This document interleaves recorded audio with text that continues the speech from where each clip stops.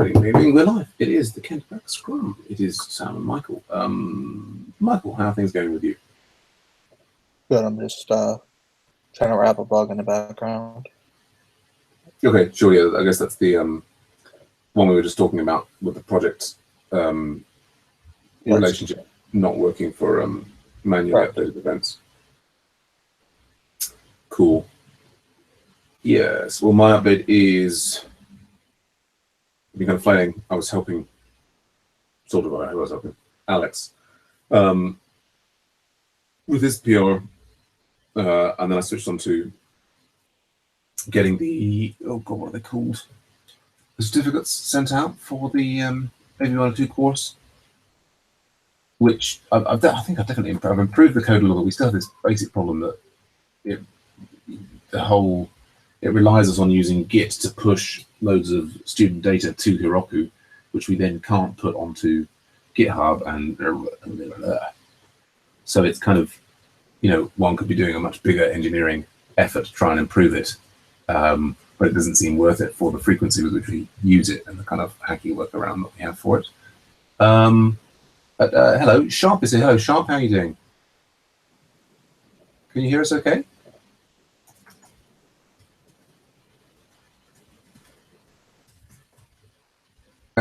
I guess Sharp's gone. But so potentially, I've done a little test there. Hopefully I will then see a test certificate sent to my account with the correct text. Did you manage to get the, if you haven't gotten to look at the async voter stuff? Well, I did do some stuff on the async voter stuff on Monday. And it does so that I was able to encrypt with Let's Encrypt now that it was back up, and we do have two working endpoints at the moment. I'm not 100% sure that they are going to the two separate apps that we have. Well, actually, I'm starting to be sure. Yeah, I think we might be there. Yeah, I've got this DNS zone in the Azure system. And so it may, I don't know, I'm just sort of like, what's the word? Shell shocked in like, I can't believe it's actually over kind of thing. Surely there's going to be more problems, but potentially it's like all there to be, to kind of work. If you run them both, they work. Well, what I haven't done is I haven't completed the configuration for the production instance, or what will become the production instance. In terms of adding the, we have to go and like create another Slack entity and get the IDs from that and stick it into the thing. It doesn't have to be me that does that, but the key stumbling block that we'd had so far was that we didn't have a way of routing two different URLs to the what's it called?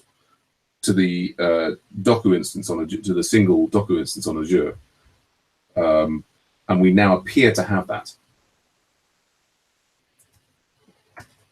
So we could, in principle, switch over from the DigitalOcean, shut it down, and actually continue, life as normal using the Azure framework. Assuming that, I think before we shut down the DigitalOcean thing, we sensibly completely set up the production thing, and we do some deploys to both of them. We just check that everything, is working as we expect. But I'm cautiously optimistic at the moment. Right.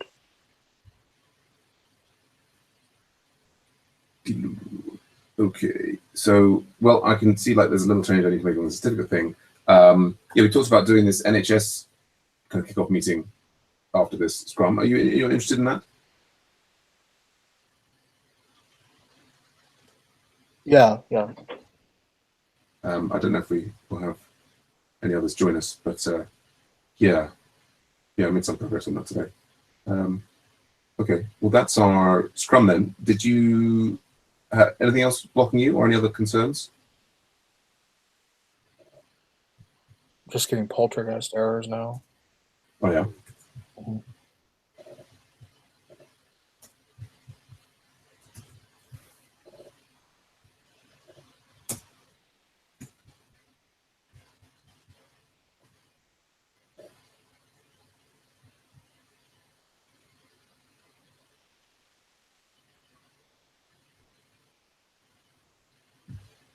Looks like we're have something. I don't know. Did we make some kind of assumption in JavaScript somewhere?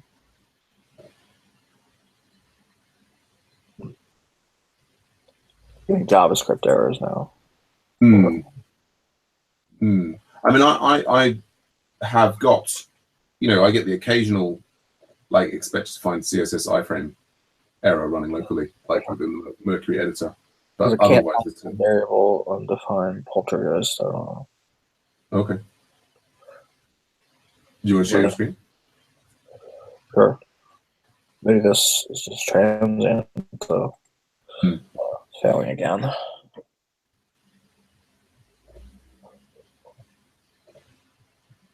Yeah, it's not working. Oh. That happened as soon as I changed this line. Oh, really? As soon as That's I interesting. that in the show,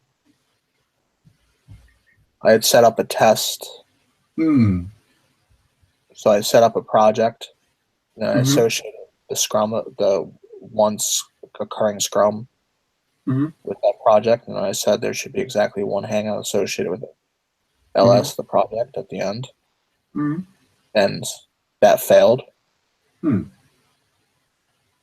which was good, because I basically do a database query and say, look up all the event instances associated with that project and count them. So it's equal to 1, and then that failed, so it was saying it was 0, right? So that looked like a failing test to drive it, and then come in here, change this, and it just blows up on me. Yeah, that's it. I haven't seen that. I mean, it's can't find the jQuery variable. This is one of whereas we're in the JavaScript code on the page. But so if you change the template back.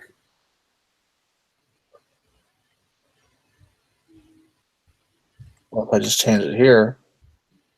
Yeah, just change it back to what it was and rerun and just, I mean, sanity check that it's like.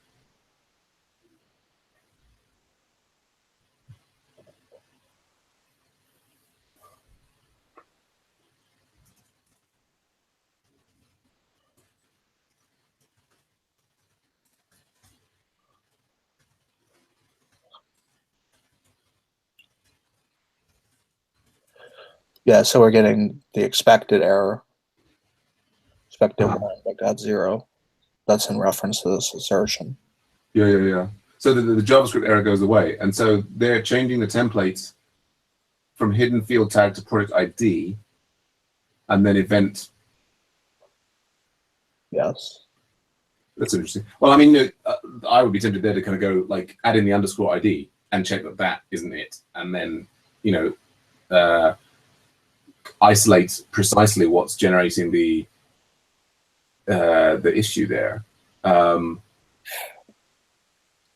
wonder if the try is doing something unexpected. There's something unexpected there about the nature of that.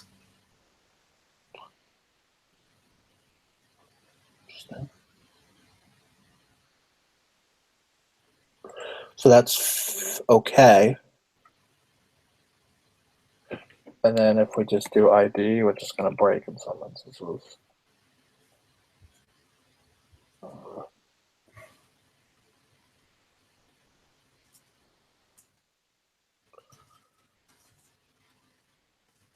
Maybe it breaks because there's a no. Yeah, I mean, I would be surprised about that it would. It's breaking now. That's it's interesting. I mean, I guess it's like it's a JavaScript form or something, and then no, that seems very odd. It's breaking on this scenario. So what was it breaking on earlier? Earlier, it was breaking on both scenarios.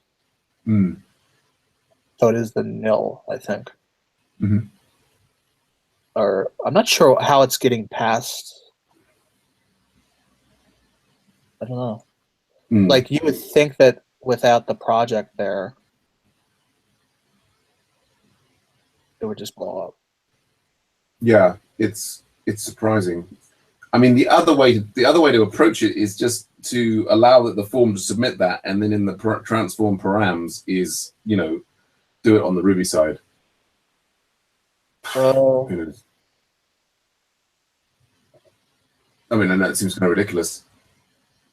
if I do, I mean, if you just submit projects and then project ID, and then anyway, I guess I'm just gonna go make a cup of tea, and then I'll set up that other hangout for the NHS wiki thing.